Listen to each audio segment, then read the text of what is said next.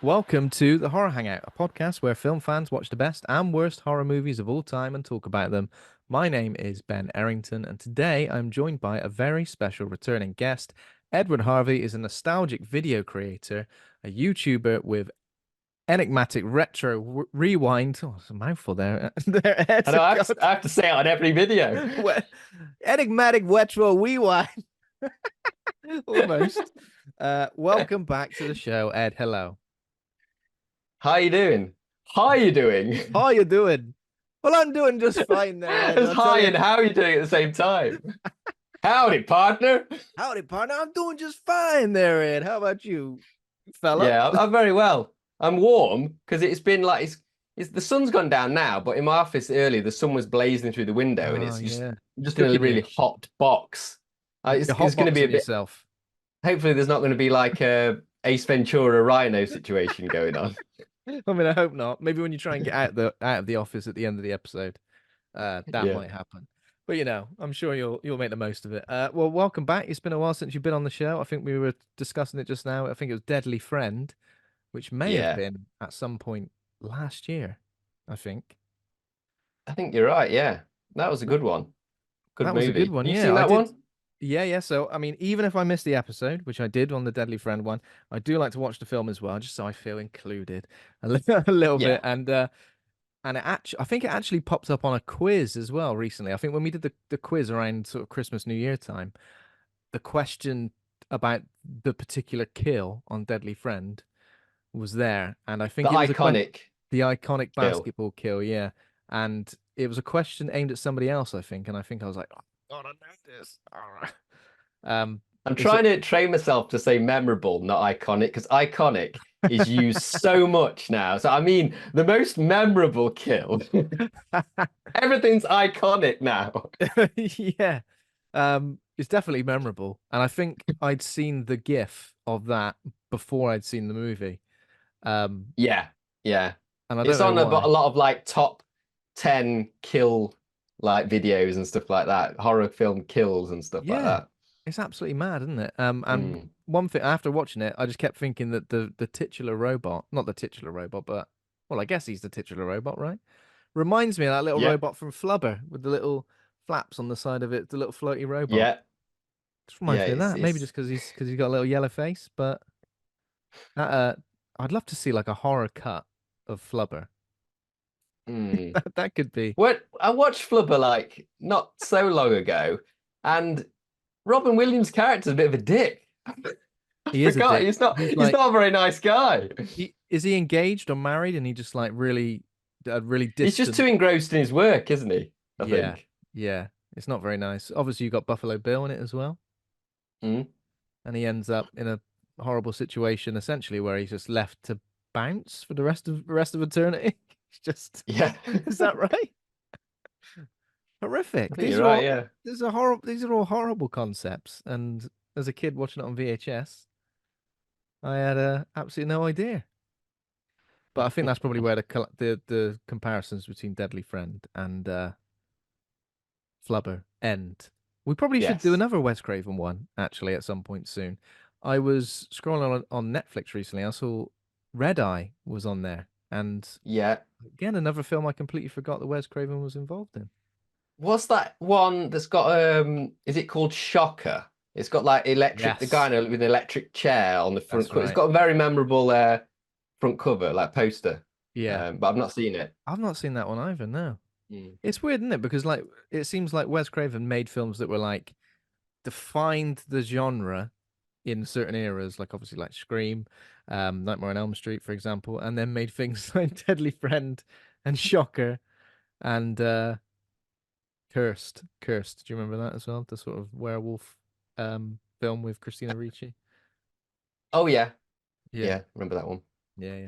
So it's like that sort of level of it. He's just gone, I'll make a really well made film that speaks to the genre and has really got a message to it. And they'll go, imagine if a robot brain was in a girl. Yeah. And they go, oh, well, sounds interesting. Have you got a favorite? He is interesting, Wes Craven, because he didn't really want to be a horror director, did he? He kind of he wanted to direct other genres, but because he was just so good at doing horror, he just kept making horror because horrors did well by him, So Yeah. but when he did try and go, like, I want to make a love story or something like that, they just didn't do well. So he kind of just kept going back to horror, but he didn't. A bit like John Carpenter wanted to make westerns, didn't he? But Oh, really? Okay. yeah, apparently. Uh, But I'm it's just just trying. like they weren't big. Westerns weren't a thing when he Mm. was, you know, uh, sort of wanting to make films. Stick to what you know, isn't it? I know. Well, Wes Craven? He did direct Vampire in Brooklyn, which is, I guess, got like comedy elements to it. It's not really like a straight up horror, is it? Have you Yeah, seen that? that's not. I have seen it, but I'd Yeah. rather forget about it. No, no. That would be a great retro rewind episode.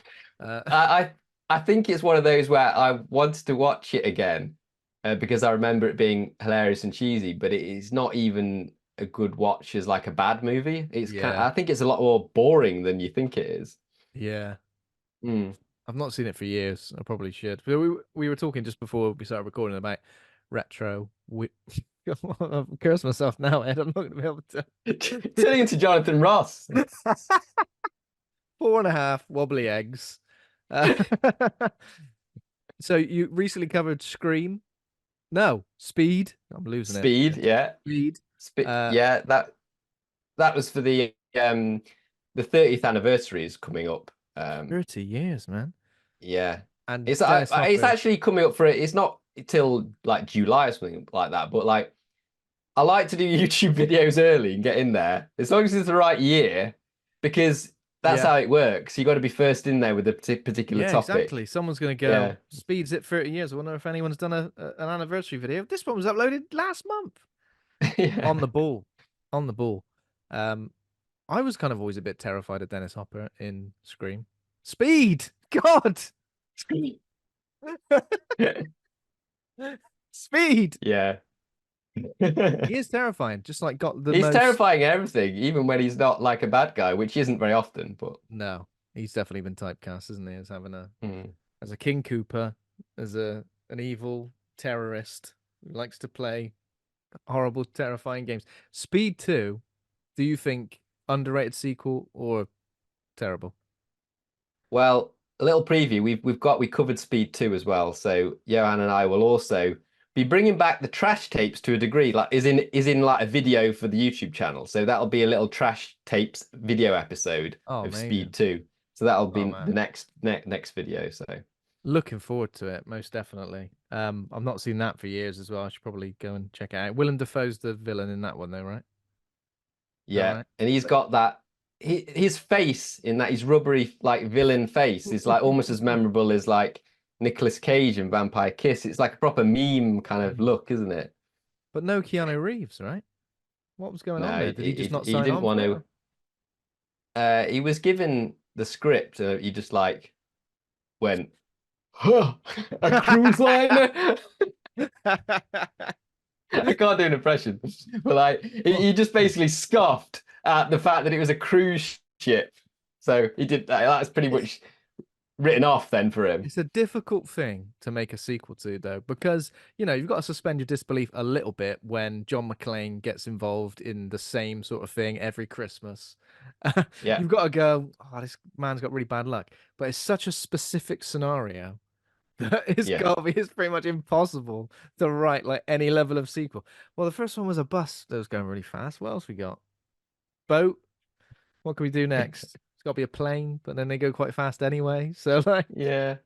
it's difficult. Well, lovely. Looking forward to that. And then also a cult film club screening coming up this weekend in Derby for you guys, right?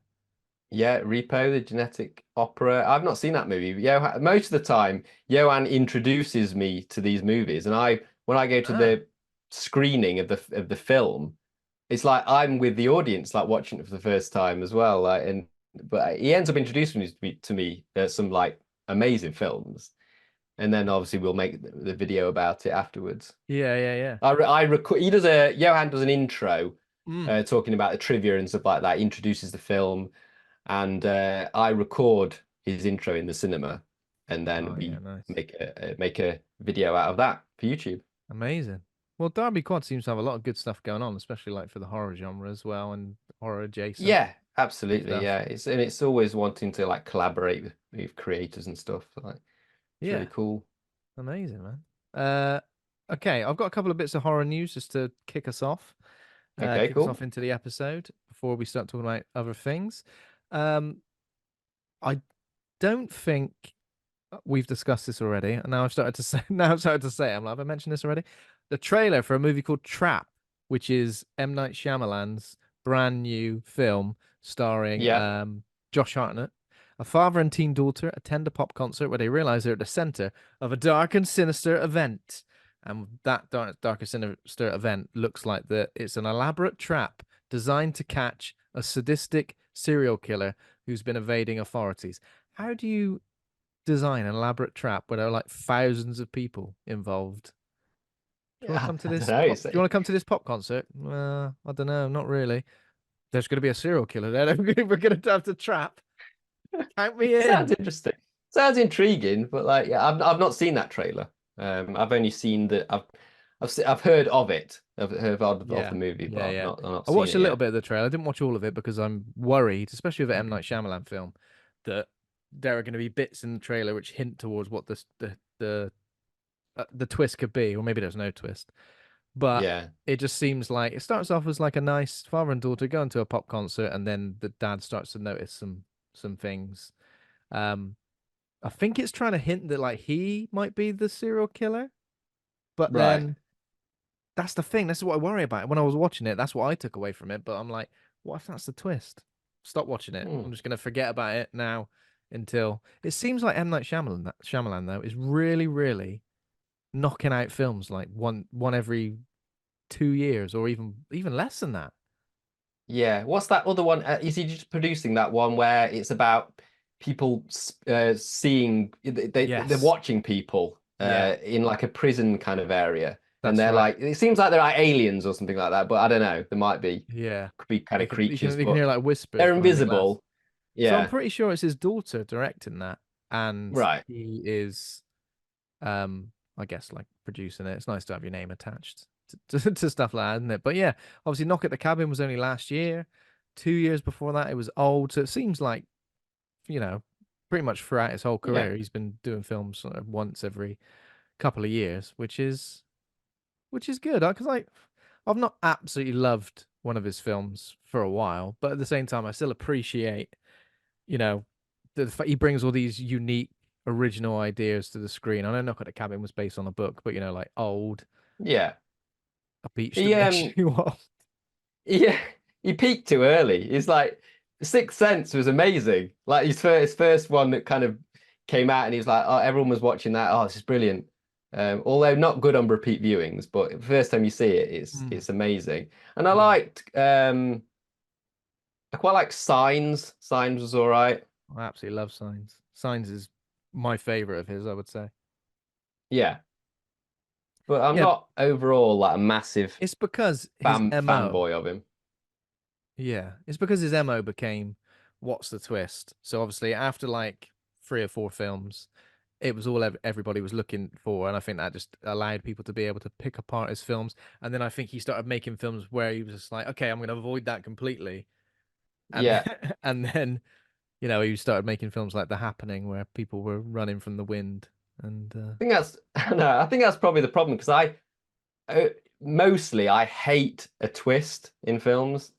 I yeah, really don't like. I mean, I might have liked it when I was younger, but nowadays when there was one in there, I'm like, oh, for God's sake, why did you have to put a twist on that? I just wanted it to be a standard movie with this go beginning yeah, to end, not throw something in there like ha ha kind of thing. yeah. I don't I mind I, the I just re twist, but if it's sorry. good, but yeah, Yeah, I don't mind a twist. However, I don't like it when a film does a twist and goes like, "Phew, you thought it was this, when actually it was this all along, you idiot."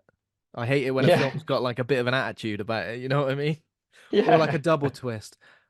No, I'm not into that. I just think, come on, stop now. But yeah. yeah, I guess this might not have a twist. I guess Old didn't really have.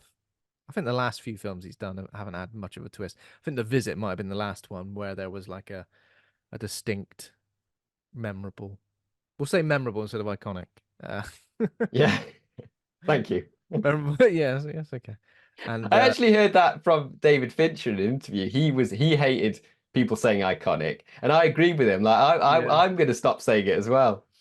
I love Because that. people were calling his people. It was an interview where they wanted him to talk about Alien 3 because he doesn't talk about Alien 3. Mm. But he did mention that like people do refer to the alien close up to Ripley as she's turning away. That is an iconic shot. It's the most iconic shot in the entire Alien series, and yet it's in Alien 3, which is not the most liked film in the series. But Yeah. he was acknowledging that he does think that I did make a memorable shot there, you know. Yeah. I mean, the most memorable part of that film was the fact that, you know, those characters you really liked in Aliens. Oh yeah, dead. It's horrible, isn't it? Dead. I have to see that movie as like, I can't see it as canon. I have to see it as like, you know, in comics you have an alternate timeline, and it's kind of like, this is a really bleak version. It's not actually part of the main canon. It's just like, you know, it's super bleak, like though, isn't in it? Batman when you've got like, no, in this scenario, Thomas Wayne is Batman, that kind of thing. Yeah, that like the Flashpoint stuff. Yeah, that's it. I feel like that. I also feel like because Alien 3 and Alien Resurrection take place so much further in the future, it's almost easier to think of them as like not non-canon.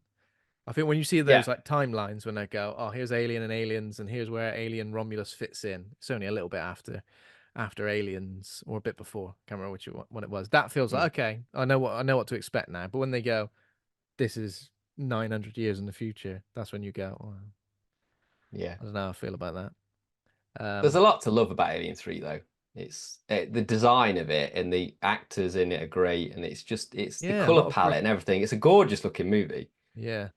Yeah, great like sort of stacked with like British character actors and stuff like that. Wasn't it originally supposed to be like set on a wooden planet as well? Yeah, cool. That's right, isn't it? What was that? Yeah. That would have been, that's right. That would have been really cool to have a wooden planet. I like the kind of the prison planet part of it. That's pretty cool, and the fact that like it's all a load of fellers there. But but apart from that, you know, I think it suffered from a lot of things, isn't it? But still worth a watch. Are you looking forward to Alien Romulus? Definitely. Yeah. I mean, the trailer was great, and it's looking like it's a return to glory. I'm not like a massive fan of the recent Ridley Scott entries, like the prequels and stuff, like Prometheus and Covenant. Yeah. It was okay when I saw those movies. I thought they were okay, but I've kind of forgotten about them. I kind of want to move on now and just I didn't want them explained. You know, you don't want the xenomorphs explained, do you? That's the thing. That's the thing, and they're mysterious and terrifying as they are. We don't go, yeah, but who's made these? Like the idea that like, oh, maybe they have been engineered by someone as like these killer machines, that in itself is interesting. You kind of don't really need to know. I like it when the lore is there, and if you want to read up on the lore somewhere, you can read up on it, but it's not presented in a film, you know? Yeah. Because if you really, really try and get down to the nitty-gritty of it, you're like, right, what's the origin of this alien? Well, an android man put a little drop of something in someone's eye, who then impregnated a woman, who then gave birth to this thing, which then impregnated a space jockey, which then made the alien. It's like, sorry? That's just... Yeah. I just love it when... but if a whole, like, lore... Loads of lore had been written for a film, but it's only referenced, and elements of that are put in the films. I love that. You know, but I don't like it just all displayed in a film. No. You know, like... I think the perfect example of this, and this is something me and Andy have mentioned a few times. Did you play Resident Evil Village? Yeah. Do you remember the bit near the end where you stumble into a room which is lore dump room? There's literally books everywhere. Everything's on the walls. There are like jars of things in, and it's like, did you have any questions about this game? Yeah. How she had like a giant vampire. It's all here. It's all here in the room. Have a little nose. Massive exposition dump. Yeah, the exposition dump room, which is a shame when that happens. I clicked on a few things and I'm like, I'm fed up with this now, because it gives you so much information. It's like it's right at the end as well, isn't it? Like when you're really pumped up to like finish the game, and then it's like Yeah. all of these. Yeah, that was a difficult pill to swallow. But yeah, talking about Alien Romulus, obviously, which is going to be directed by Fede Alvarez, who directed the 2013 Evil Dead. There are 2 new Evil Dead movies currently in the works. One to be directed by Sebastian Vanisek, who made the movie Infested, which is now on Shudder, poisonous spiders in a French tower block. We'll get to that when we talk about what we've been watching. So that's the next installment in the Evil Dead film franchise. But apparently, there's another Evil Dead movie currently in the works. They've hired Ghost House Pictures have hired Francis Galuppi, who directed something called The Last Stop in Yuma County, which I don't know if I know. It's not 310 to Yuma. No. The project is described as an original story that Galuppi developed and brought to Raimi and the team. No word on the plot or who will be producing. It's early days here. Interesting. Are they like building some sort of like Evil Dead universe? Are these going to be connected stories or maybe just separate stories? I hope they don't. I don't really like universes being built. Yeah. It's just if it's just there are Deadites elsewhere happening. I like the idea of that. That could be pretty interesting. Yeah. But did you enjoy Evil Dead Rise? Yeah, I liked it. I didn't love it. I didn't love everything about it. It was good fun. It was like really gory and stuff like that. But I've not had any desire to kind of revisit it. It was just pretty good. I didn't blow me away, basically. Yeah. I think I maybe kind of felt similar. I think when I first saw it, I was really hyped and really excited and enjoyed it. But after that, it didn't last. It didn't stick with me as long as like Evil Dead 2013 did, for example. Yeah. But yeah, 2 new movies. I mean, that's still pretty cool considering we had to wait like what 10 years between Evil Dead 2013 and the next one. Pretty exciting that more films are gonna because I think it's still a fun universe to enjoy. Yeah. I mean, I'm just a fan of the original, the first one. A lot of Oh, people okay. like Evil Like Dead 2, when yeah. it goes a bit comedy and stuff like. A lot of people, their favorite is Evil Dead 2. But Evil Dead, the first one, is a really gritty, like little nasty horror film, isn't it? And I Yeah. love that. It's just weird when the second one because it's like a part kind of a remake, isn't it? Yeah. Essentially. Yeah. I'm pretty sure I saw 2 first. I think that's probably why I consider it my favorite. Mm. And then when I went back to 1, I was confused. I was like, this is the same film. But Yeah, it kind of wouldn't work that way around, would it? Yeah. hmm. um quickly moving on to sequels. 28 years later, has apparently had Ray Fiennes, Jodie Comer, is that you say her surname? Comer? Yeah. And Aaron Taylor Johnson. They've all joined the sequel, and it is being directed by Danny Boyle. And I think Nia DaCosta, who directed the Candyman remake, has signed on to direct the sequel to this, which is going to be like a new trilogy. 28 years All right. later, I don't know what the next one could be. I'm going to say 29 years later is the next one, and then 30 years later. Yeah. Because they can't go to 28 decades later. That's just silly. Only thing I heard about this was like I haven't heard much about the film, but because 28 days later isn't available on streaming anywhere, Yeah. The Blu-ray for it now is really, really like valuable. Like people have been wanting to watch it because Oh, like they've heard okay. it's been announced, and the Blu-ray for some reason, like you go on eBay, it sells for like about some are selling if it's sealed, it's like 80 quid or something like that for a Blu-ray. Yes. It's just like People are desperate so. to watch 28 Days Later. I know that's what happens when the film is not on streaming. It's like I want it, Yeah. That's weird. ravenous for it. I'm literally ravenous for it. That's annoying, though, isn't it? Because what a great film, and it's you know a shame that it's not on more things. But yeah, I'm definitely interested in.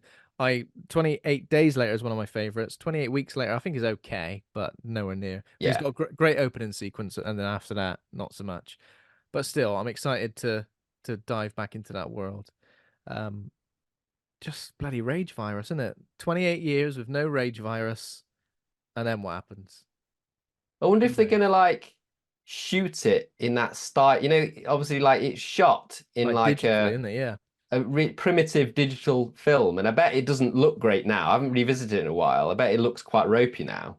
Yeah, I mean, I've probably not seen it in a couple of years, but I feel like that just adds to the terror of it. Like Yeah, it feels I like guess such so. a like that's a grimy, horrible world to live in, and it just feels yeah. I feel Adds like to the aesthetic. Yeah, when you see when it's shot on film, like in the second one, I think there are a couple of there are a couple of little bits in the second one where they revert to something that looks a bit like that, like when the infected like running through the um like dark streets and stuff. yeah, But no, I think it adds to it, but I think people think it looks a bit outdated, so maybe not. But still looking forward to it. And the last piece of news I've got before we move on is A24 have announced their next horror movie from the Talk to Me directors. So it's starring Sally Hawkins and it's called Bring Her Back. Plot details are currently under wraps, but it's going to be directed by Danny and Michael Philippou, who directed Talk to Me. I know that Talk to Me 2 is still in the works as well.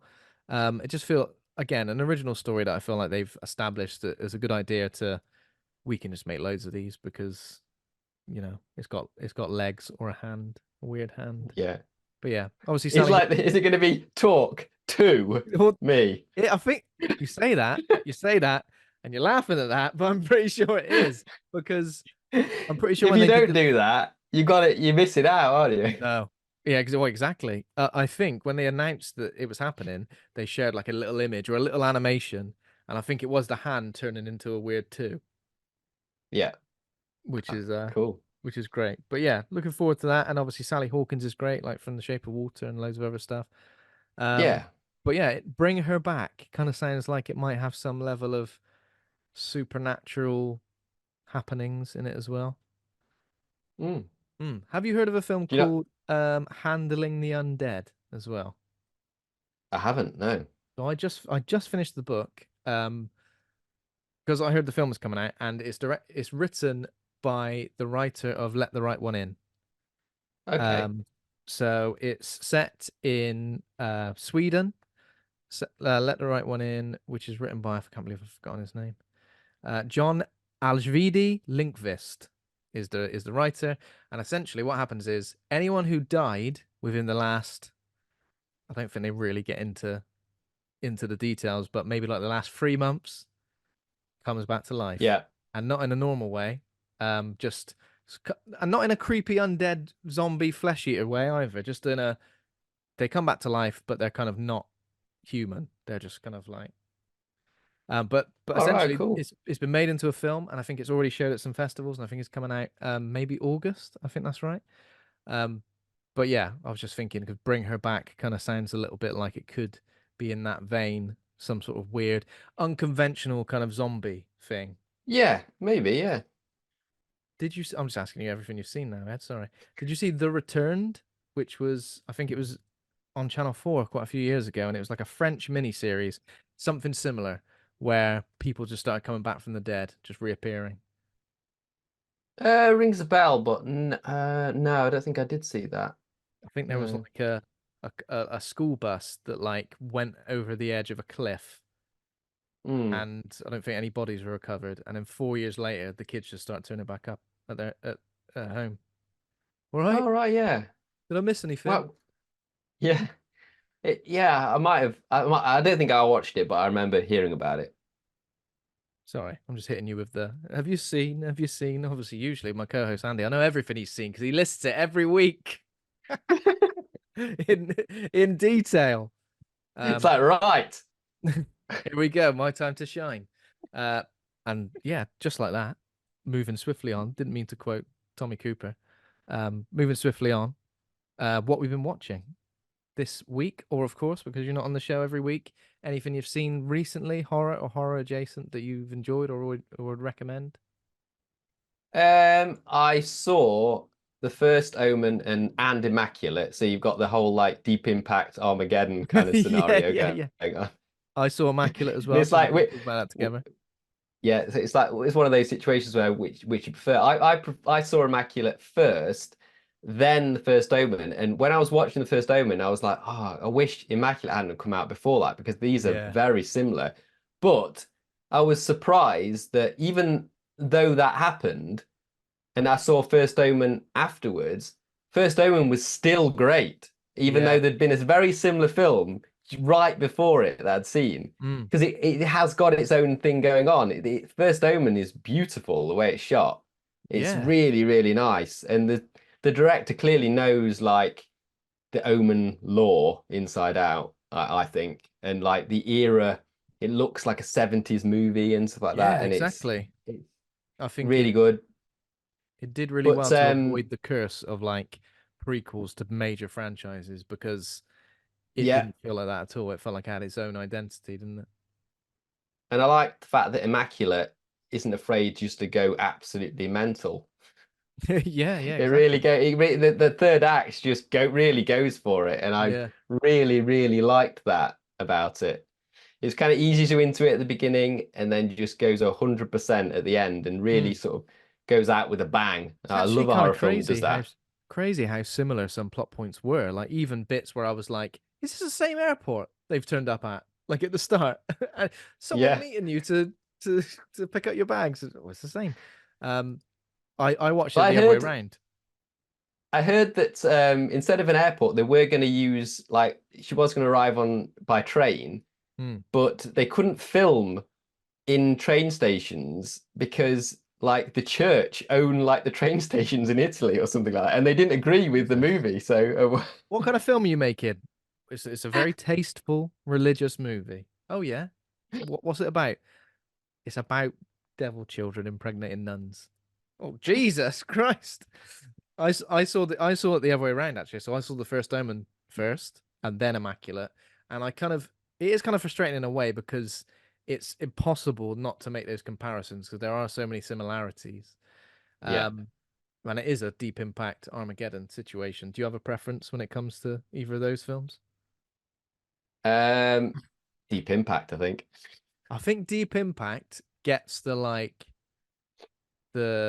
human stories better. Like it's definitely very like intense and upsetting. Mm, But Armageddon's got the star power and it's got yeah, its own theme definitely. tune. Yeah. When you've got Aerosmith on a Yeah, soundtrack, it's all you're always going to be a winner, aren't you? 100%. Um, yeah. So I mean, I did enjoy Immaculate, but as I said, I feel like it was a shame that it came out well because I guess it's like a week or so separating it in cinemas as well. Yeah. And Immaculate, they've been trying to get it made for so long. I bet they were fuming when they heard the first Omen was coming out as well. I know. Apparently, I saw that Immaculate, the people like the social media for Immaculate was sharing stuff for the First Omen to help the First Omen That's because they good. didn't want to like distract from it. They wanted to support it Yeah, basically. yeah, yeah. Because That's the good First then. Omen hasn't done particularly well. Immaculate's done pretty well, I think. Mm. But First Omen not so great, and it's a shame because it's really good, I think. Yeah, yeah. I really enjoyed it. Anything else at all? I bought the Aliens 4K Oh yeah, you did. Blu-ray, Well, you've made a video of that as and well, right? Have you made a video of that? no, I just did a post about it, but Oh yeah, that's right. I wanted to talk about that because it's been a bit controversial because the remastering of it Mm. is AI has been used to denoise it, and I wanted to get your opinion on like um sort of cleaning up old films like that. Do you want a film like that of that old to be look like a new digital film kind of thing, or do you want them to look like the I 35 mean, millimeter print kind of thing? I'm not entirely against it because I think like it's nice to view something like one of your favorites on the highest spec. I think like when you remove the grain and stuff like that, like I think that takes away a little bit of the cinematic edge of it. It almost feels like you're watching it in too much of a clean, sterile environment. Yeah, That I think the grain, obviously the grain was added, I think. I think the grain was yeah, added at some point to make it look more cinematic and more gritty. So, yeah. There's definitely. I mean, I was thinking, I'm gonna hate this, but it looked stunning, absolutely stunning. yeah, And like some of agreed. the shots of the space ships and like the miniatures and stuff, it looks like a sci-fi painting. Like it Yeah, yeah, looks yeah. so good. The cleaning it up, it just made it look like a painting, which is a piece of art. It's just like Yeah. some of the things in it that it looks so good now. And I was really, really impressed. I watched the theatrical cut, and then the next day I'm watching like the special edition the day Oh after. yeah. I love it so much. So I'm assuming because obviously I think they had like a 2K version a little while ago, and I'm assuming they've just taken that and used AI. See, the thing is, like, of course, AI is terrible, but I think for stuff like this, where you're using the tool to do something on an already existing thing, it's kind Yeah, of okay. I feel like when you're creating something new, it's kind of not great. And yeah. I think obviously James Cameron has given it the thumbs up, and I think he was probably involved in the restorations in some way, right? Yeah, it's worked better on, not too bad on this one and The Abyss, but the one that's come out really badly is True Lies, True Lies. apparently. I heard this. True Yeah, Lies, we got a lot of waxy faces going on. that's the thing. It's the old waxy face. Like, there's no need for that. I noticed that some shows have started doing it, like documentaries, for example, have started Yeah. doing it in like archive footage.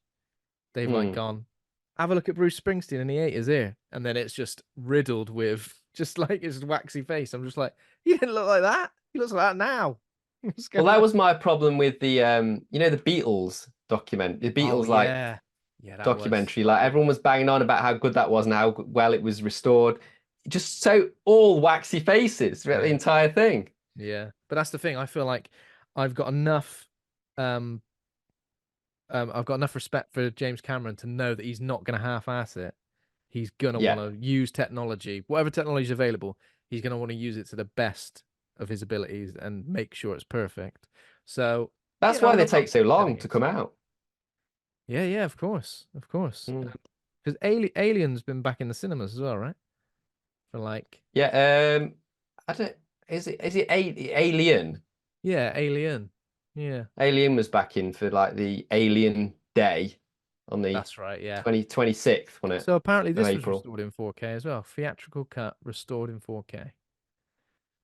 Yeah, Alien apparently is basically they've not enhanced it much. It's basically if you watch that in 4K, it's on the Blu-ray. Hmm. It's like you've got your own copy of the cinema print. It looks Oh exactly like wow, it did in the okay. cinema, which is really nice, you know. Yeah, I did hear that the Abyss version was really good as well. Um, Mm. but yeah, it's not. I don't think it's a practice I'm gonna want to see for every film because I'm fine to. I've got nothing against watching something that was originally originally intended, or even like a VHS copy. Just like it kind of adds a certain something to it, doesn't it? Yeah, I mean, I go opposite end of the scale. I love watching VHS, but I love watching 4K Blu-rays. Like, Yeah, I yeah. don't really I watch think I'm many the same. DVDs or regular Blu-rays now. I kind of watch each end of the scale. Yeah. Yeah, I definitely haven't watched a DVD in ages because me and you both had the 4K of Jurassic Park, didn't we? Was that 4K? That was Yeah, 4K, wasn't it? yeah, And yeah, yeah, yeah, watching that on the biggest TV I could find was amazing. That was like seeing it back on the big screen. yeah, Um, definitely. but they've been doing it in music videos as well, haven't they? Like they go, oh, brand new 4K, not 4K, but like HD remaster of this music video, and you start watching it and you go, oh no, oh no, can I change Some it things back? don't need to be 4K. No, no, no, exactly. Um, is that it? Is that it for what you've been watching? Yeah, mainly I think horror-wise. I think that's about it. How about you? Yeah. So me, I have seen. I'll mention a few things. I won't mention too much because obviously I've not. Um, so Immaculate already covered. Watched a film called Baghead, which All right. is a sort of horror movie about. It's a fairly interesting concept where there's like, I don't think this is a spoiler. There's like some sort of creepy supernatural thing that lives in the basement of a pub or the cellar of a pub, sorry, and this thing can like contact the dead and you can chill with it for 2 minutes and it'll contact your nearest and dearest who have recently passed away. It was Yeah. pretty naff. I hate it when films establish the rules of something, like, for Mm. example, Talk to Me established the rules to contacting the dead, and everyone abided by it until someone didn't. That's fine. I'm fine with that. As long as everyone was following the rules, but then it just took one person or one thing to go wrong. In this film, they don't follow the rules ever. They never go 2 minutes with the dead. I'll make sure I only speak to them for 2 minutes. It gets to 2 minutes and they go, well, 10 more seconds. So I just think all the bad things that happen in this film are deserved to every character.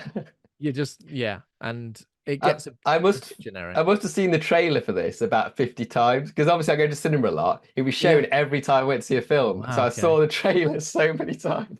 I hate it when that happens. I do. I think I must have seen the Godzilla X Kong trailer 100 times by the time I went to see Yeah. the film. And I'm like, I know what happens. And yeah, the other film I mentioned is Infested, which is on Shudder currently, directed by Sebastian Vanisek, who's directing a Evil Dead movie. Yeah. And this is great. So it's claustrophobic. The police are kind of as much antagonists in this film as venomous spiders. And even though it starts off fairly realistic, it does go a bit OTT after a while. Mm. But yeah, really good. Like if you've got arachnophobia in any way, then steer clear. It doesn't go full eight-legged freaks, but we get some big spiders, some little spiders, some great deaths. And it's a very claustrophobic film. Obviously, when films take place in one place, like in Evil Dead Rise, for example, I think that adds a lot to it, and this kind of feels like that as well. Oh, Um, cool. It's yeah, good to so see a spider horror coming back. I mean, we've got yeah, like Sting coming up, haven't we? Like, Sting, yeah. So Sting is coming out. I think it's right at the tail end of the month. We did kind of want to schedule an episode to cover that in May, but we might have to wait till June. mm. But that looks great as well. I think that's a trailer I've seen probably just as much as you've seen the Baghead trailer. Yeah. Sting. I've Um, seen the trailer for Sting quite a few times, but I'm loving it. I don't mind seeing it loads. yeah. So I think that's coming out right at the end of May. Yeah. And just want to remind me who directed that. Kia Roach Turner. Right, okay. I thought it was somebody that I potentially knew who they were, but maybe not. Oh, okay. So directed a film called Wormwood, Road of the Dead, which was shown at a Fright Fest a few years ago. I think there's a few of them actually. They're kind of like post-apocalyptic Australian, kind of like Mad Max films. Yeah. But it's kind of great to see the jump that this director's obviously made from directing films like that to now what seems to be quite a big wide release. So yeah, Oh, cool. looking forward to it. But that was it. I'm not going to go crazy like Andy. Sorry, Andy. I'm not throwing you under the bus and saying I watched. I watched a snooker every day for 2 weeks. But yeah, the other film of the week, which feels to me and probably to you, Ed, like I saw it a little while ago, but I'm sure I can remember it. Is Abigail, which is Yeah. a 2024 American horror comedy film directed by Matt Bettinelli-Olpin and Tyler Gillett from a screenplay written by Stephen Shields and Guy Busick. So obviously Bettinelli-Olpin and Gillett are known as Radio Silence together directors. They directed Scream 5 Cream, and Ready or Not as well. And I think you can really tell that, just mainly from the amount of fake blood that's used. The film follows a group of kidnappers who capture the daughter of a powerful underworld figure and demand 50 million for her release. It stars Alisha Weir as Abigail alongside, and this was probably the thing that made me genuinely interested about this film. I'd heard of it, and then when I saw the trailer, I was like, oh my God, look at everyone who's in this. So Melissa Barrera, who was in the recent Scream films, Dan Stevens, who's in everything. He was in Godzilla X Kong, he was in The Guest, obviously Yeah. the Legion X-Men series.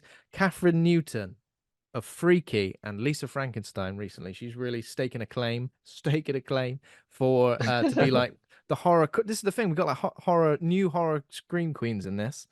And then the rest of the cast are made up of Will Catlett, Kevin Durand, Angus Cloud, and Giancarlo Esposito. You know when he turns up, that you're in for a good time.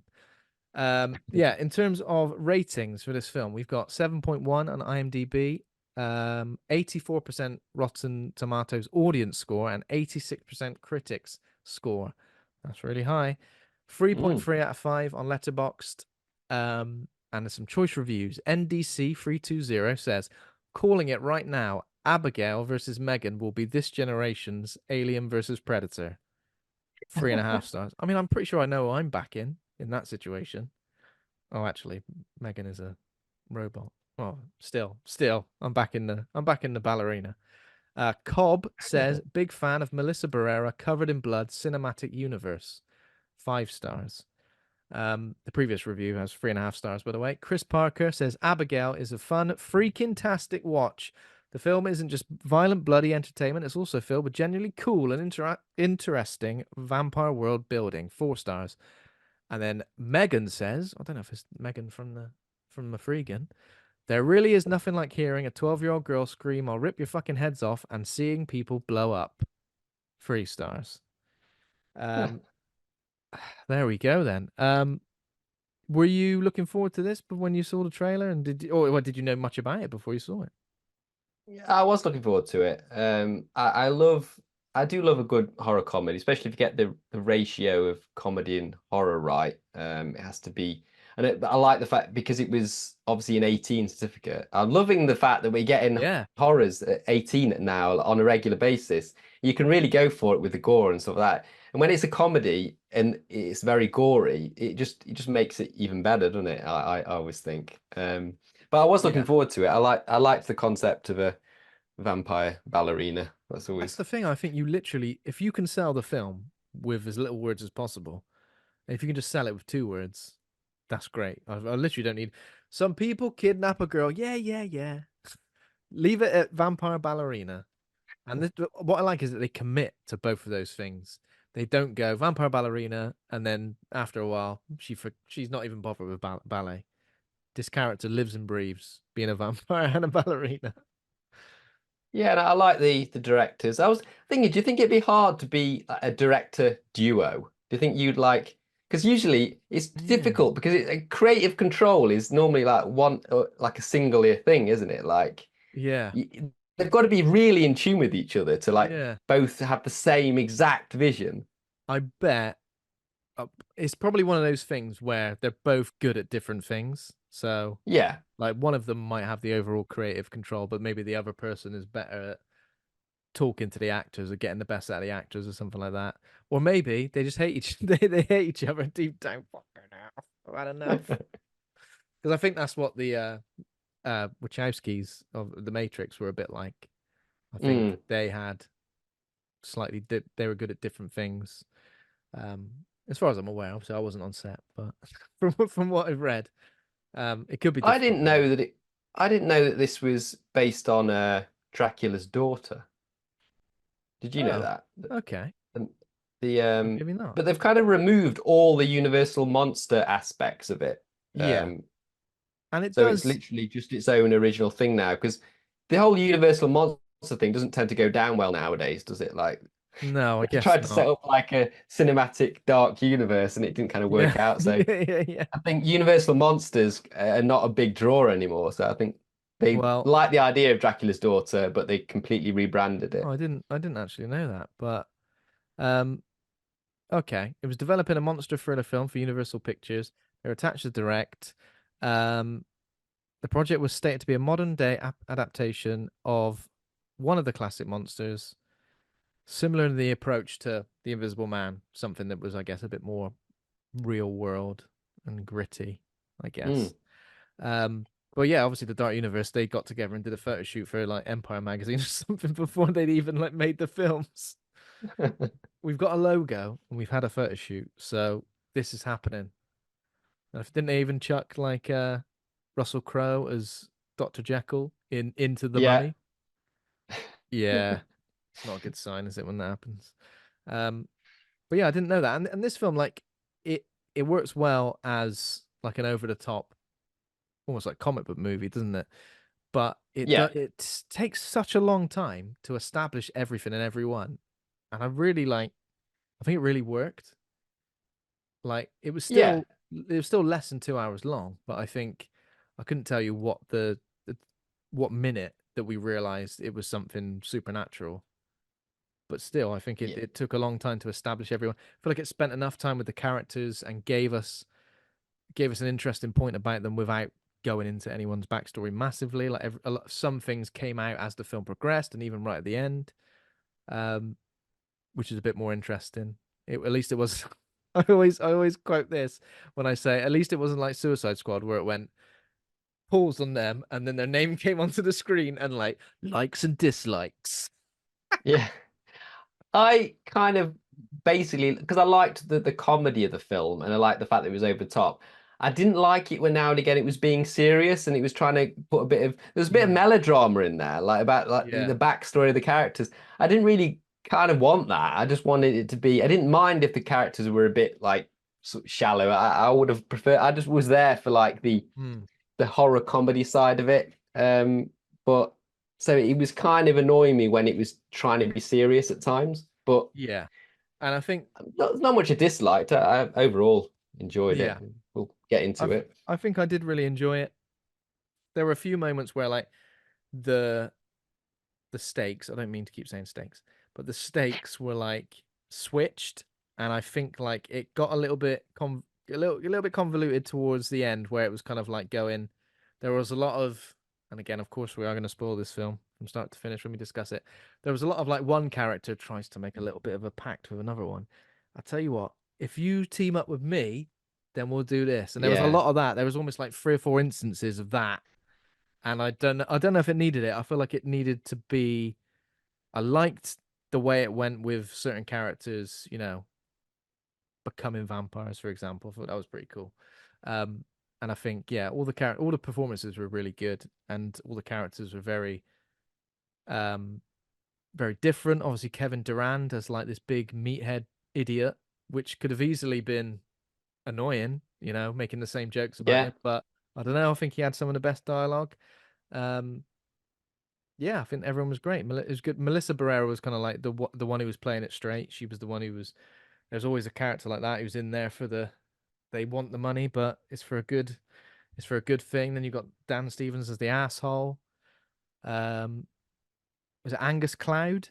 Angus Cloud. Angus Cloud was like the stoner like guy, wasn't Yeah, he? He was a bit of like a stoner. like the He driver, but also like yeah. And then Kathryn Newton was like the hacker.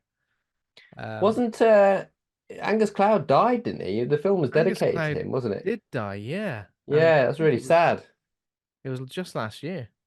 Mm, Just last year, yeah. So yeah, that's tragic. But yeah, and some smaller roles for Giancarlo Esposito and then Matthew Good as well.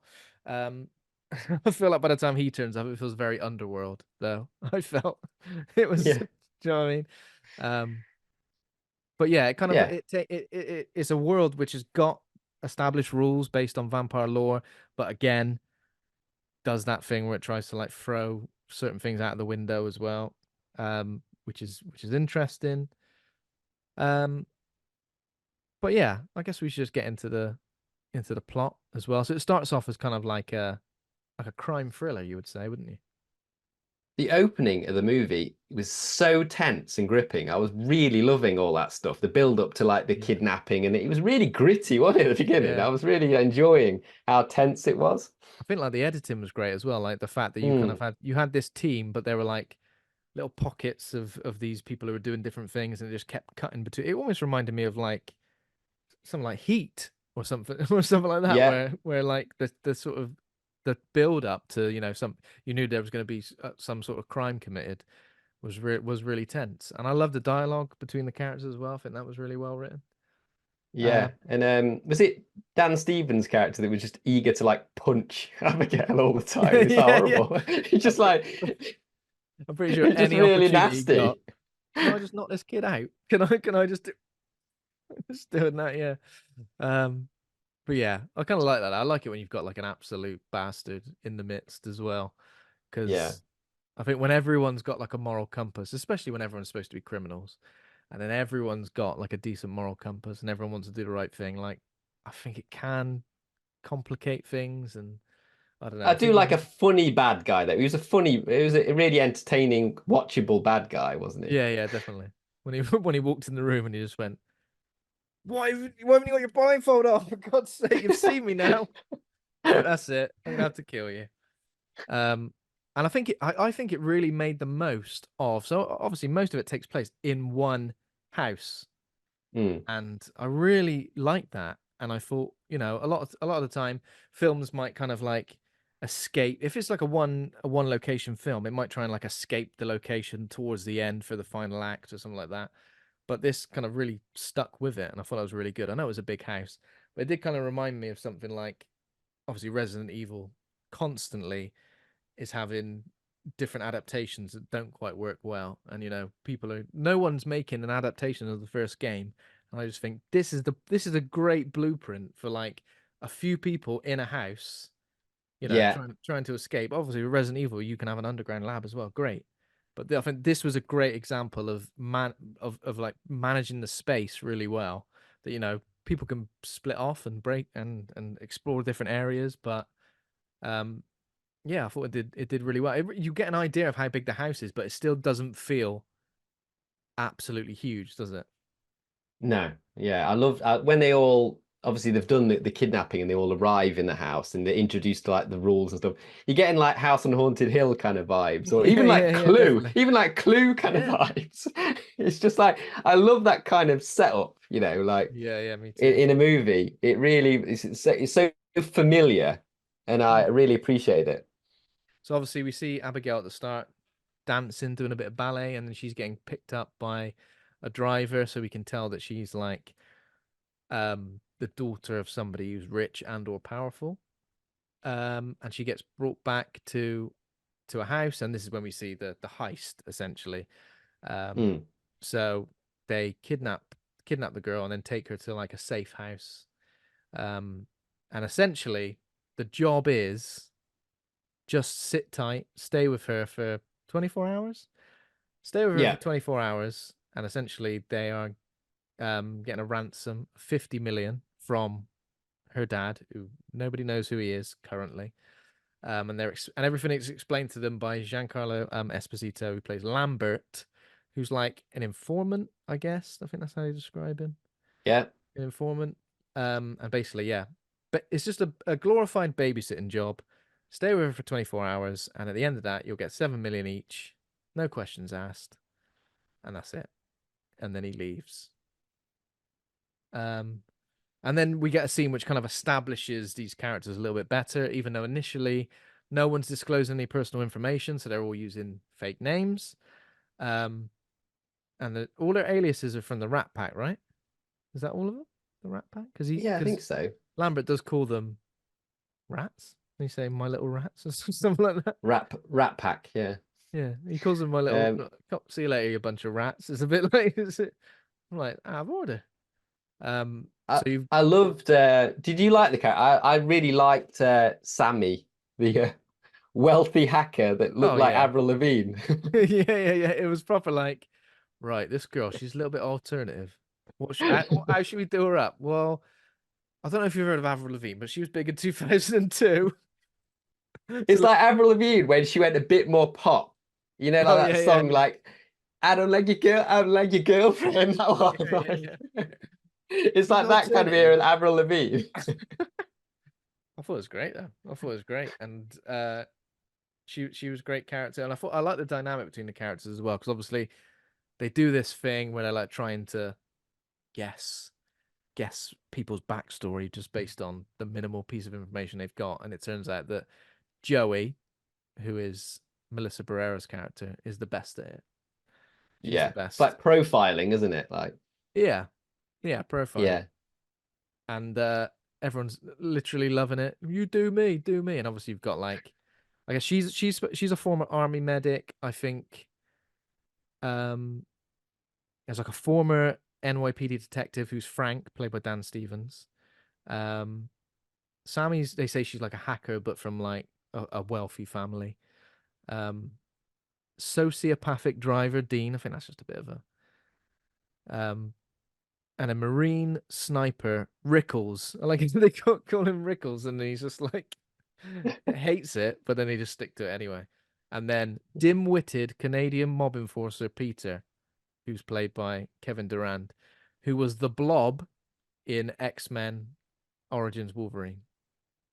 All right, cool. I've said that now. I've said that now. I need to confirm. Yes, he was the Blob. There we go. So you like a very different kind of group of people, and they've all got like interesting dynamic. We already see like these little friendships start to form, like Sammy and Peter, two people that perhaps you might not assume would be best chums, but everyone gets quite comfortable quite quickly, and I think that's because the bar is open and free, right? Yeah, they're all all very interesting, watchable characters, aren't they? I didn't dislike any of them. Yeah. And even though they're bad Which is, guys, like when people do start to die, it does feel like, oh, that's a shame. yeah, I kind of absolutely. would have liked a little bit more with that character. Um, yeah, so essentially what they do is Joey is going to be the only person who communicates directly with Abigail, even though she's still not going to show her face. No one else is going to speak to her to obviously reduce the chance of her identifying anybody. Yeah. And they keep her just in a bedroom, and she's pretty good at pretending to be scared, right? Yeah, I was just like, during this section, I was just like, come on, come on, get to it. I really wanted it to hit the. I mean, I was enjoying like the heist element, like the kidnapping aspect. But Yeah. as soon as they got her there, I wanted her to be like, come on, you want to get nuts? Let's get nuts. You want to get nuts? But yeah, they I guess they establish that Joey is to be trusted, and like she does have Abigail's best interests, despite the fact that she's kidnapped her. And yeah, and I think but she does pretty quickly reveal that she's got a son. Don't tell her anything. Don't let her in. And she's like, I've got a son. Yeah, just Yeah. I mean, it is the perfect example that none of them are very good, really, at doing what they say they're going to do. Like, No, because it's not wrong. I don't think they're actually professionals, are they? They're kind of like they're wannabe professionals. Yeah, I they've only think had so. they've got a few jobs under the belt, kind of thing. But I don't think they're Yeah. not seasoned criminals. No, that's it. Different levels of experience Yeah. as criminals, I guess. Yeah, and what happens oh yeah, so we were talking about Dan Stevens like basically threatening to punch Abigail, which he did fairly early on. It's not much longer before he puts a gun to her head as well. And so extreme, but it's just like unintentionally hilarious. Like when he's that aggressive, it's just brilliant. Yeah, so I don't think it's just yet, but when the reason things start to go wrong is because Dean finds out essentially, not Dean, sorry, Dan Stevens. So Frank basically finds out who Abigail's dad is. I can't remember exactly how or why he does that, but I think he walks in. Joey's taken off her Abigail's blindfold, and then of course he's just like, I think he was gonna go there to quiz her to try and find out who her dad was, so he could try and see what the danger element of this job was. But then Yeah. he walks straight in without his face covered. To which obviously Abigail sees, and then she's like turning around crying. He's putting a gun to her head, but then they find out that her dad is Christophe Lazare. Mm. I don't know if I'm getting the order of things right. I think it might happen after the first person dies, actually. So I think Dean, he's sort of in this basement, on his own, kind of just. Oh, he tries to scare Sammy as well, doesn't he? Originally, leaps out of a bed while she's trying to watch a lovely classic cartoon. Then he goes down to the he goes down to the kitchen to, I don't know, make himself some grub or something, and gets like dragged away into the darkness. And You when know when he opened the fridge in that scene and he like didn't close the fridge, I was like, oh, I was really cringing. Like I have to close the fridge. I can't leave the fridge open. get that fridge shut, think of the electric bill. It's really winding me up. I was like, oh, Yeah, even though it wasn't his fridge. exactly. But I think even if it wasn't my fridge, I couldn't just do that. I know. I couldn't. It'd be horrible. I hate when you go back to the fridge and you realize you've left it open. Everything's soft. Nothing's quite the temperature you want it to be. Something lovely drink, room temperature. You don't care. But he gets his comeuppance pretty much immediately. He gets dragged off into the darkness. Sammy goes downstairs and his just headless corpse is just sat there. I can't remember who says it, but someone says, "Is that real?" I mean, Yeah. I think it might be. Is it Peter? Yeah. I feel like I'd be the same now. I feel like because you wouldn't expect to ever see something so horrific. I think I would just Mm. not believe it, even if, no matter how real it seemed. Yeah, I'd just be absolutely. like, this has got to be some sort of setup. What's going on? Yeah, and this is when Frank goes and confronts Abigail after they find out the body to basically say, "Who's your dad? Who is your daddy?" What does he do? That's that's literally what he asked. Who was your daddy and what does he do? And it's Christophe Lazar, a feared crime lord. A feared crime lord who's got some like serious like lore as well, right?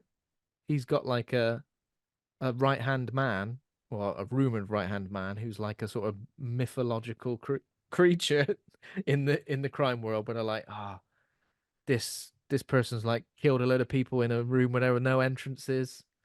Um, Yeah. I It can't just remember like they just heard that he just like people had just ripped apart and totally what do like they say? What is the name of the like? It's got a name, isn't it? Like this thing, which obviously we find out later on is a major character in this. Um, but yeah, I can't remember what the name of this particular thing is. But yeah, no, I obviously, can't. essentially, most people in this room know um who Christophe Lazar is, and essentially that they've just got to get out. It's not worth Yeah, it was 50 isn't it million. Is it Rickles? Rickles that tries to leave first. I think Rickles. So I think they all just try to. Rickles tries to like open the front door, and it's Yeah. just completely um, bolted shut, and that is when the security system kicks in. Um, you know, huge metal panels on the windows, bars over everything. They're all locked in. It's like a 13 ghost house situation, right? Everything just moving. Yeah. And they're all trying to get out, obviously, which I think someone throws a bloody chair at some of the things. Um, yeah, and they can't get out. I think this is when Rickles and Joey tried to make a little bit of a pact together where like, I don't trust anyone else. Let's look out for each other. But then Rickles just walks into the next room and is killed. Just gets like his throat torn out or something like that, doesn't he? Um, and I think this is when I Frank. do like the big charge at the metal Oh gate yeah. by is it Peter? It's Bit Peter. like Yeah, Pete. he's. Yeah, he just like right, I'm gonna do this I'm because he's gonna such a run at big this. lad and he thinks he thinks he can just knock down any door Yeah. and he does a proper like shoulder barge onto it, just bounces off it and just what does he say? Just like it's shut or something. Yeah, Just he a goes, simple line. that's a bloody locked door, that is. Yeah, I can't believe it. Yeah, so I think after that, Frank is like, right, Peter, go and rough up Abigail. Go and basically Yeah.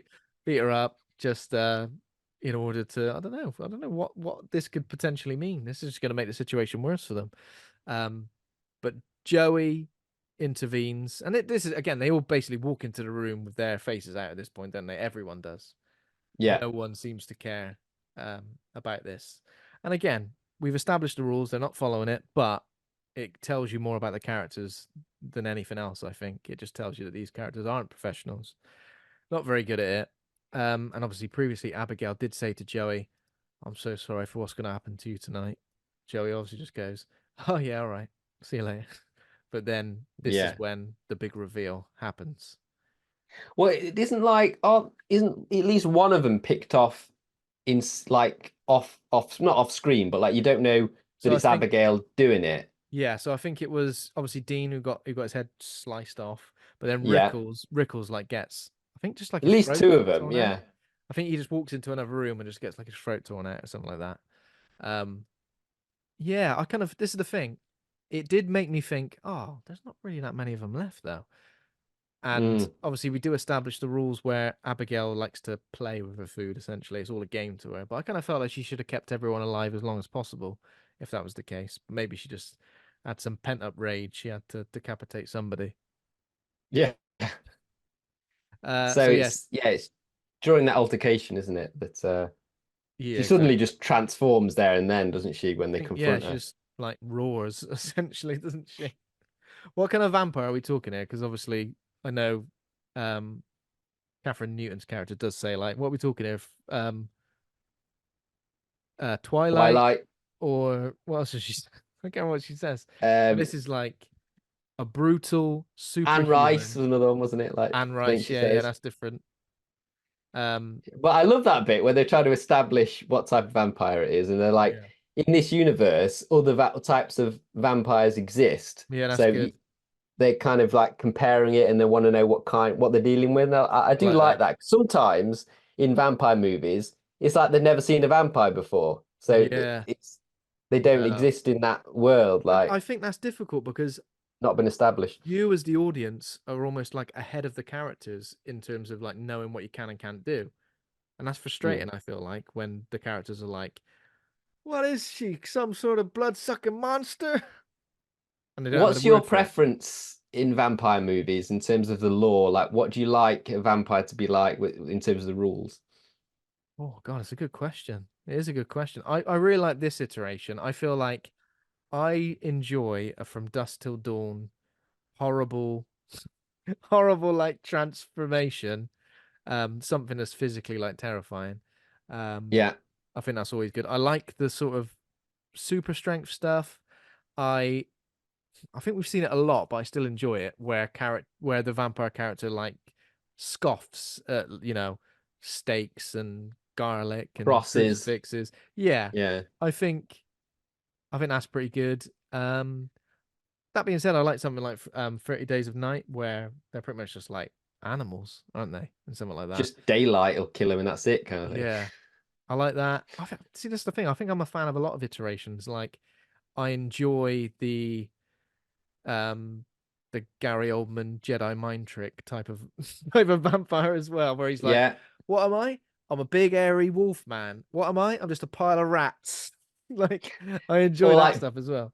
or like Blade when it's literally just daylight or silver, isn't it? In that one, Yeah, I yeah, think one thing I enjoy about Blade and in this film is the immediate explosion of anything that's like near daylight, yeah. exposed to daylight. That is great because that just shows you it's like, oh bloody hell, it really is that bad for them.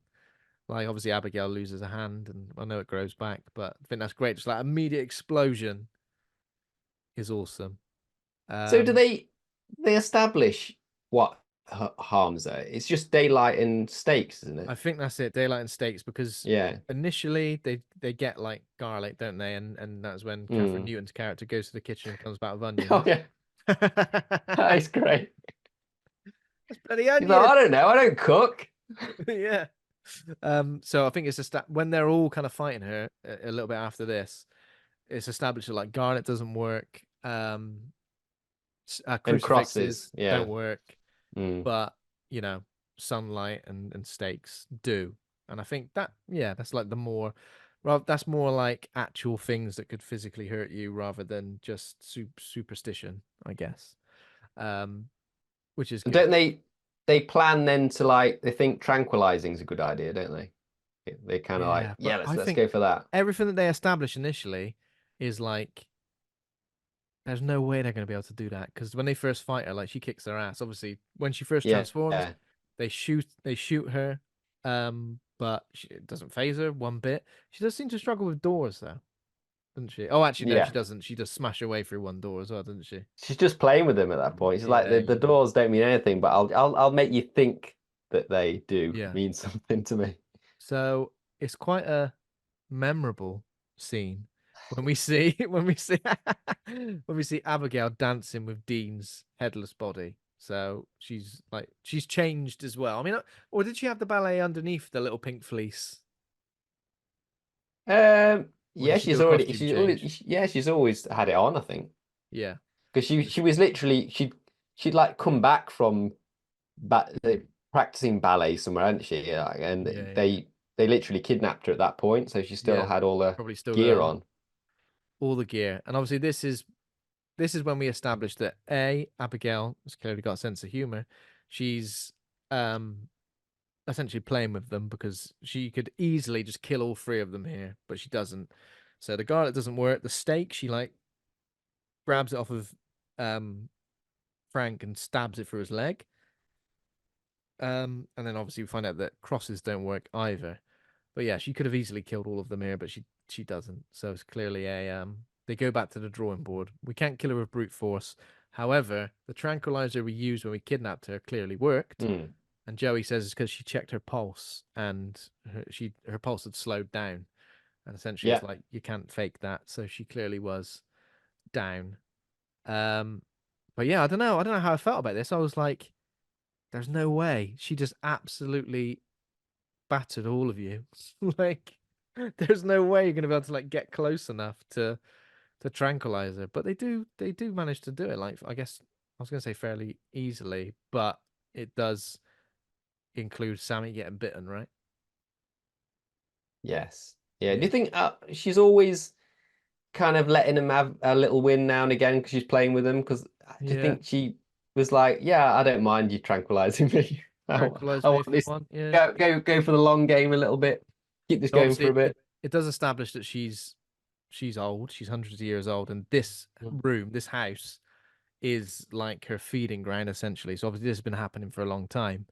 Mm. So that's probably why she probably is bored by just um the traditional methods of killing people. Um, Yeah. but yeah, but when you say about them not understanding vampires and vampires exist in this, it's kind of like it reminds me of zombies in a way. You know, when a zombie outbreak happens, it's rare that people say zombie, isn't it? No one goes, "Oh, I've seen this on a zombie film," and they're never called zombies. They're called walkers or grabbers or Yeah. biteys. Yeah. It's It's a interesting similar when sort of stuff. thing to that. Um, Is there any film where they call them zombies other than comedies? Any like I don't serious know zombie actually. film where they actually refer to them as I zombies? don't know. What do they call them in like the George A. Romero films? Just the undead or the Walking Dead, right? Yeah. I I do don't know know. that Return of the Living Dead is the first movie where the zombies go brains. Oh, okay. That's the first time that's established, like where they're actually Yeah, saying yeah, yeah. I want brains and actually like kind of going for Send more paramedics. it. Yeah, they're on their way.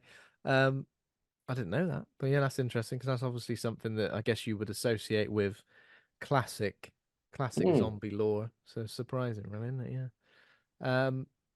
Okay, so they do manage to tranquilize her.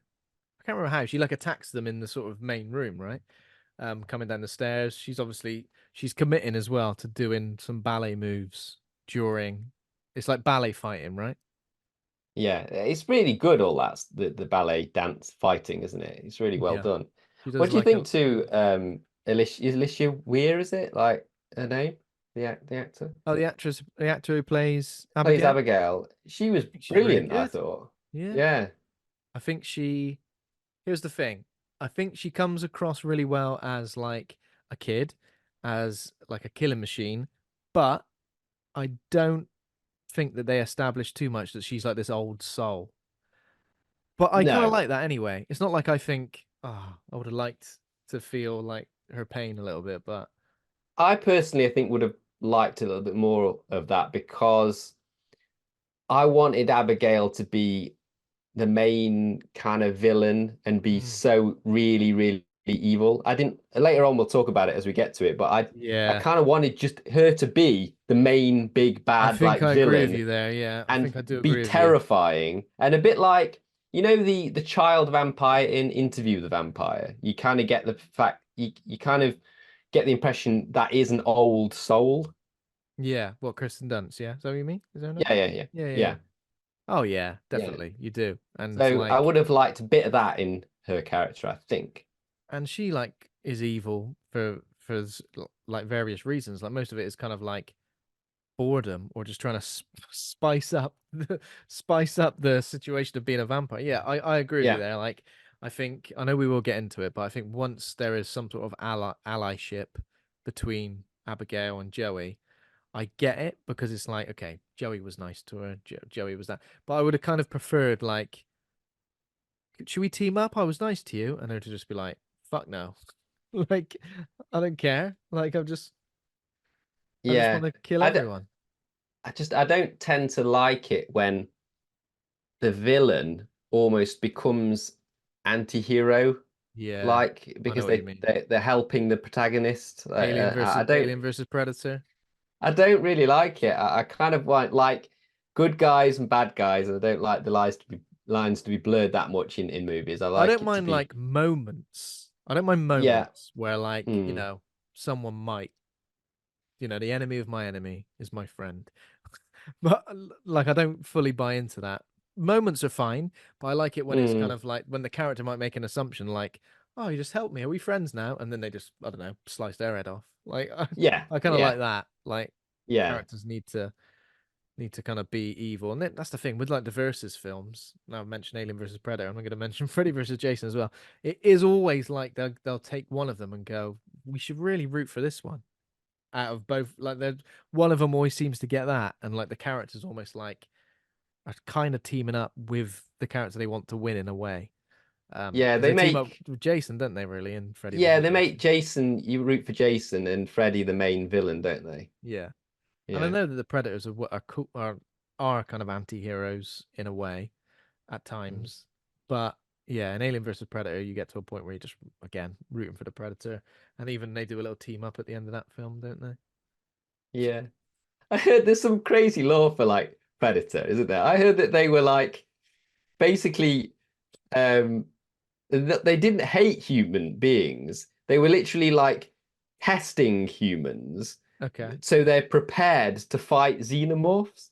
So that's like when they do come across like human characters, they're Yeah. like literally want to fight, make humans better at fighting so they can deal with things like the xenomorphs, like protectors of the universe type of Yeah, thing. yeah, yeah. But then you'd be like, hang on a minute, these humans, they're bloody miles away from the alien planet. Yeah, they'll get there eventually, though. We need to make sure that they're well prepared. But I Yeah, think that's stuff that's been definitely been established for like the Alien versus Predator type of yeah, lore. yeah. Um, But I think I agree. Like, as soon as we, for example, this is another thing that, and I know we're going to get into this, and I don't mean to jump ahead, but you know, when characters who aren't, supernatural, who aren't a vampire, for example, and then they become a vampire, and then they're stronger than the vampire who's been a vampire for hundreds of years, for example. I always feel a yes, bit like, oh, what? Is that right? Like, surely I'm not. really frustrated by that. Yeah, Yeah. I know with this one, they kind of tried to establish that Abigail had been injured or was hurt or wasn't at full power, for example. But it does yeah. frustrate me when that happens because it just feels like the plot is just, yeah, it kind of goes, I think it does go in a couple of unnecessary directions.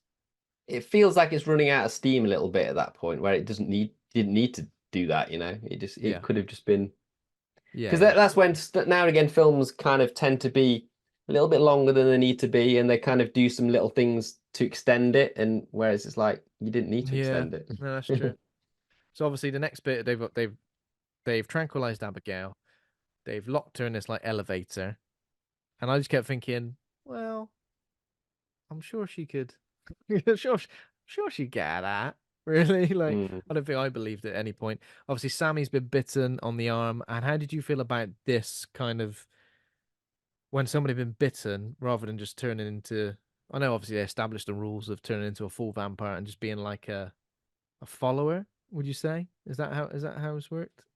Yeah, well, it's established that she can basically use them as a puppet, can't she? If Yeah, which is a really cool trick, but you can only do that when you've been a vampire for yeah, ages. So yeah. that I suppose that is the only moment when Abigail shows signs of knowing a lot of having wisdom as a Mm. vampire. Yeah, that's true. There's a lot in this moment which was a bit frustrating where Abigail's trying to convince them to let her go, and that she's like, I'll only kill half of you. So she says something like that. If you let me go now, I'll only kill half of you. Or if you let me go now, I'll not kill you, the one person who lets me go. And Yeah. it's just like, They're there's all thinking no about it. they're all thinking about it. Everyone are going, well, maybe I could trust her. I don't know. She has just like killed three of us. Maybe I could trust her. We'll see what happens. No, absolutely not. I suppose because it is mainly a comedy movie, it's kind of forgivable that they would think like Yeah, that. and I guess again, it's trying to establish that these characters are all kind of idiots. Not all of them, but Mm. some of them are kind of idiots. So she kind of does essentially what Joey did, where she was talking about the characters and revealing all these, it had all these insights into them. Abigail does a bit where she's like, "I actually know who you all are. I know all your identities," um, and basically just reveals everyone's true names, everyone's true background, and then says that um, Lambert? Yeah, Lambert is Giancarlo. Set Yeah. set them up for her to kill because they've all wronged that crime lord, Christophe Lazar, in some way. So there was like quite a lot of different things. Like I think Frank, obviously, when he used to be a NYPD cop, had like maybe sent some of some of the family down or something like that, or not the family, but the crime syndicate sent some of them Yeah. down. I think like Joey was when she was working, I guess, as a doctor who was helping criminals who'd been injured and didn't want to go to hospital. Don't want to give my name and national insurance number over. You try and Yeah. sort me out. And I think like one of Lazar's like close contacts had like died because of her because she'd like treated something incorrectly. Is that right?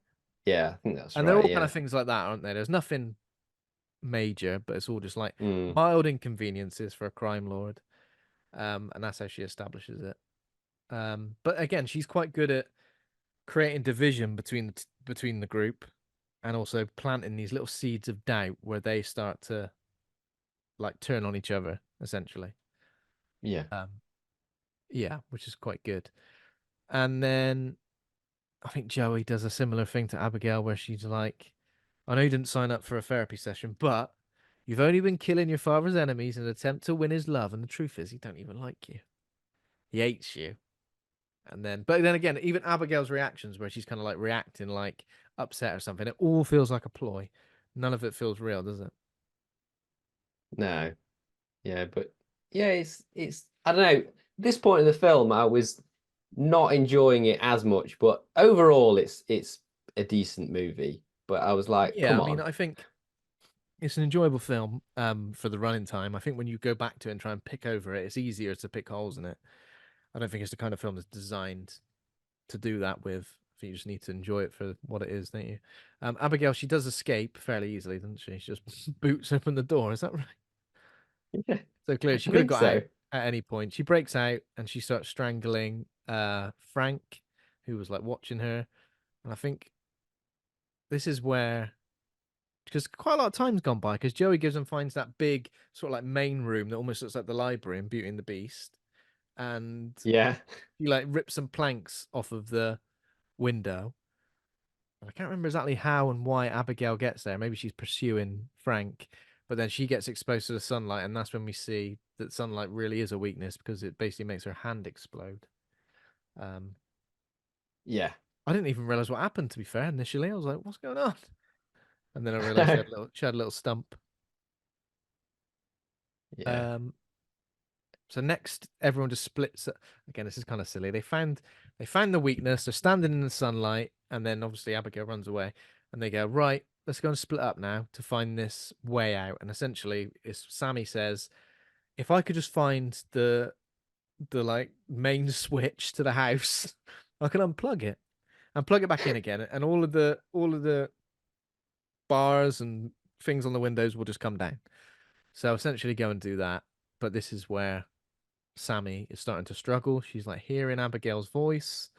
She's looking a bit peaky. She's got like bags under her eyes. Looks a bit sweaty. And this is when she starts turning into a vampire under Abigail's control. And poor Peter, poor big old lump Peter, she Mm. kills him. And then, this is quite a cool bit. I know, obviously, horror films and mainstream horror films like to introduce some sort of dance sequence into things just for a It was viral kind of moment. cool. It literally like a puppet, and she was like, you could even hear, could you hear her talking through her? I think Yeah, you it's could. like a duality in the You could hear voices both kind of thing. voices, yeah, which was good. Yeah. I like that. I thought that was a good touch. Mm. Because that really drove it home that she was controlling her. Obviously, we knew that, but I think that was really good. Um, so Abigail then attacks. Sorry, Abigail as Sammy attacks Frank and Joey, and this is where Sammy. I keep saying everyone's name wrong. Joey uses like the reflected sunlight off of like a what is it? Like a I want to say like a serving platter or something like that, and just like reflects it back at Sammy, Yeah. who then absolutely Mm. explodes. And this was all practical effects. I think I've seen a lot on social media where a lot of the blood splatter stuff was practical, and this was Yeah. like a I wonder massive. how many gallons of blood they used in Yeah, this movie. exactly. That'd be a good fact to know. That would be a good film. I wonder if it's the most. I think like I think Evil Dead 2013, I think I read, had like possibly the most ever. Well, I guess it's literally raining blood at the end, isn't it? Yeah. So I that must think have he's been it. pretty good for it. Brain Dead. Yeah. Oh my God. Yeah. What about? With that like that whole room of blood, like and the whole the Yeah. lawnmower Oh my God. Yeah. kills and stuff. What That's about crazy. the Blade Blood Rave? Yeah, that's great. I did see a tweet the other day which said, imagine you're a vampire who's been alive for hundreds of years and you weren't really feeling it anymore and you're having a bit of a crisis of confidence, but then your mates convince you to come out for a night and get your confidence back, and then you go to the Blood Rave and then Wesley Snipes turns up and cuts you in half. I'm never going out again. Never. Right. So yeah. So obviously Sammy's dead now, and then we're still trying to deactivate the security measures, but we've literally just got Joey and Frank are left. We're down to two. And these are the two who have kind of got like a bit of a, I think they've clearly got a bit of respect for each other, but I think out of everybody, they're the two that like bump heads the most.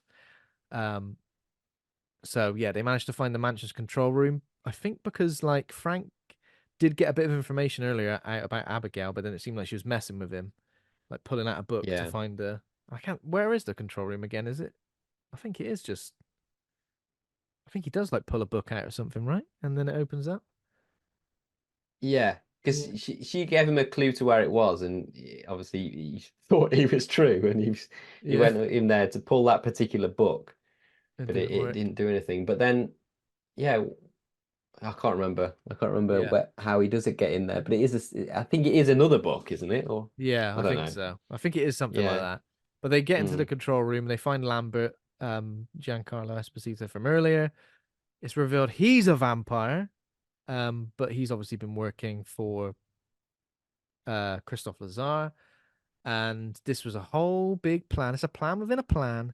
He explained he was turned by Abigail for betraying her father, and then he like offers in this moment, I'll turn you, Frank, and you can help me kill Christophe Lazar. It's too like convoluted in terms of like who would. There's no like real reason for anyone to ever agree to it, but for some reason Frank does. He's well up for it. He is well up for it, yeah, and I guess it's, he is well up for it. The trailer spoiled this though. The trailer definitely spoiled this because there's a moment Yeah. in the trailer towards the end where Dan Stevens is covered in blood and he says something. I can't remember what he says. It isn't like I'm a vampire, but he says something, and in that scene you can tell he's got fangs. So I was Yeah. like, oh, okay, so Dan Stevens turns into a vampire at some point then. So I kind of had that in the back of my head I constantly know. where I was like, and that's annoying, isn't it? And nowadays you don't just see one trailer, blink and you miss it, and you forget about it when you see the trailer loads of times. And then there's a video going, we break down every moment from this trailer. Uh, and then is Dan Stevens a vampire? Well, actually, you can see a tiny sliver of fang just there. Um, so yeah, Frank basically gets turned by Lambert, and then it seems like they're gonna kill Joey, and Joey's gonna be Frank's like first victim. But then Frank like stakes Lambert, he explodes as well, right? I guess he explodes. Yeah. Um, and I do again, love I the thought, exploding. yeah, I I, really like the exploding. yeah, it's Just they great, isn't basically it? like pop. Yeah, They just it's pop into blood. it's like, do you want to live forever? Do you want to live forever? Yeah, but really, yeah, well, kind of. But being a vampire sounds like more risky than being a human being most of the time, doesn't it? It's like I'll Yeah, live forever, definitely. but if a tiny bit of sunlight gets on you, bang. Well, right, okay, I'll just stay human then, maybe. Um, but yeah, what did you think was going to happen after he stabbed Lambert? Do you think he was going to go? I might be a vampire now, Joey, but we're gonna get out of here. I kind of I don't know. I wasn't really thinking ahead at that point because I was like I kind of ran out of like I kind of a little bit annoyed at the movie at this point. So I was like I wasn't really. I was like, let's just let it play out now. I wasn't really Yeah, predicting what was going to happen by that point. I know what you mean. I think I would have preferred that Mm, though. I think I would have preferred him just going. I've let him turn me into a vampire, but it's literally so we can get out.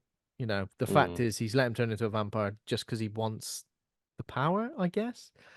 Yeah, Because and why does he become so powerful? He's yeah, literally just turned into a vampire, and he's like a super vampire and he's been immediately. changed by Lambert. You know, I think I would have understood it more if he was changed by Lazar, for example. That Yeah. would have made more sense. Like, okay, maybe I'm a stronger vampire now. But because he was turned by like one of Lazar's like minions, essentially, I was a bit like, oh, I don't really get it. And obviously, we understand that Abigail's like injured and not at her full strength, so that when Frank starts fighting her, and like he drinks her blood as well, um, he's obviously like bigger and stronger, and it seems that Abigail and Joey like team up to beat Frank, who's stronger, but you know it says here in the description inexperienced Frank.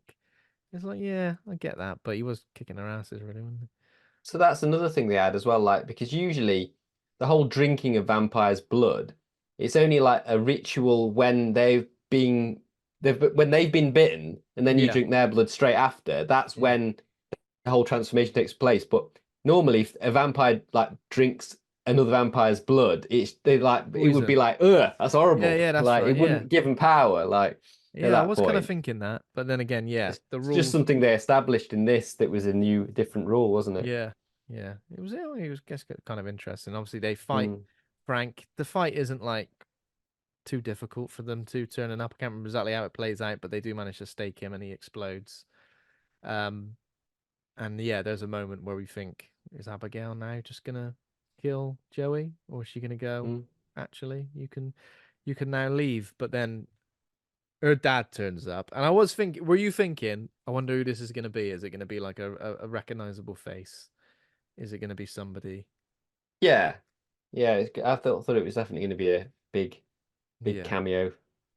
I mean, it's a pretty Um, good cameo. It's Matthew Good, who played obviously yeah, Ozymandias in Watchmen, and it does go full underworld now. It feels very much like a sort of comic book. I know Underworld wasn't a comic book, but still like that comic book vampire movie where we get the big bad, scary dad walk in with his fangs, and you know he just looks pretty horrific. And I think he's pretty keen to kill Joey.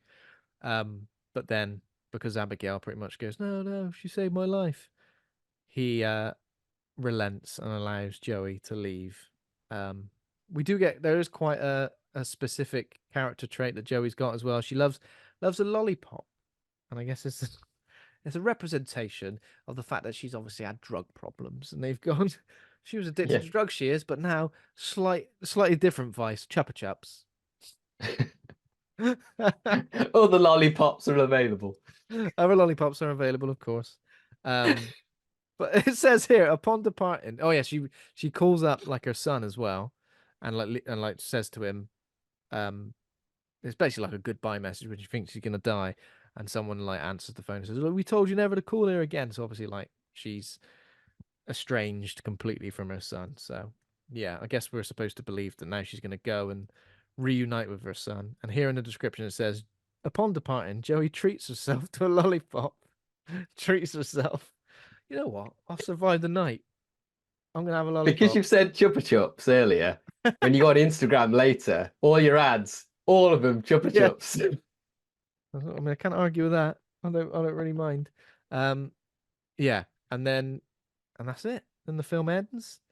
Um, oh yeah, she leaves. It is nighttime when she leaves, and I was just about to say it's not daytime. I think I was getting confused with Ready or Not. Again, another iconic person covered in blood surviving I haven't seen traumatic that. I event. think I'd like it, but I haven't seen that one, ready or Oh not. yeah. Oh, I'm sure you'd like it. Yeah, it's great. Mm. It's Yeah, it's great. I think similar vibes to this in a way, but Yeah. more with. Have you seen Your Next? Uh, no, I Kind of don't think I have, no. feels. I don't want to spoil anything, but it's very good, and Samara Weaving Okay. is great in it as well. Um, yeah, I recommend that. Okay, so that was Abigail. Let's play a little bit of the name game, where of course we will describe a synopsis to a movie that sounds a little bit like Abigail, but isn't Abigail, and you just have to guess the title. If you've got a couple, Ed, we can take it in turns. I'll give you the synopsis for Abigail and then see how we can tweak it. After a group of criminals kidnap the ballerina daughter of a powerful underworld figure, they retreat to an isolated mansion, unaware that they're locked inside with no normal girl.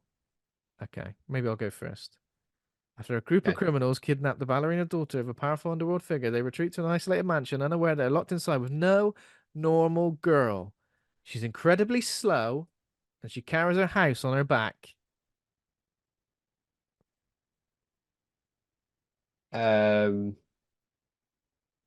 Well, snail. Can it be? That's all you need. That's all you need. All I need. Yeah. Just Abba-snail. Abysnail is correct. Okay. And just to help you with future iterations of the name game, I've gone for the same sort of rhyming method for all of them. Oh, I've literally rhymed the whole thing. Yeah. That's good. That's good. I tried to do that. I did that with when I was on with Andy last. I was like, I'm gonna try and rhyme both words.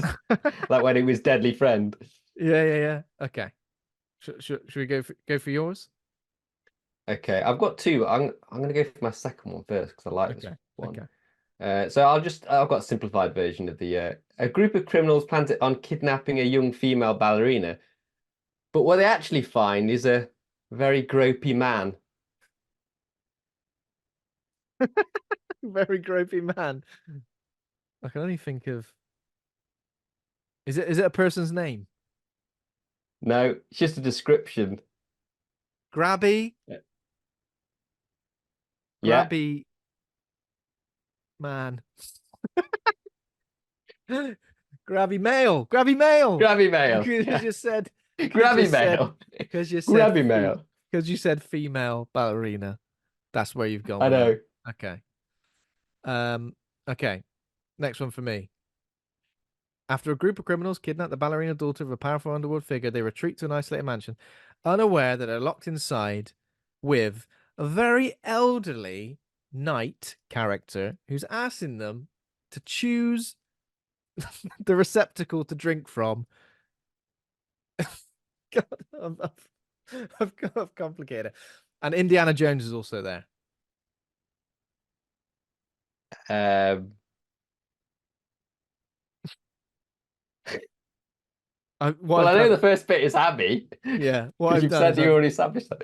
I've written it down before I thought of the clue, so that is why. I don't know. Think of the last scene of The Last Crusade with Indiana Jones.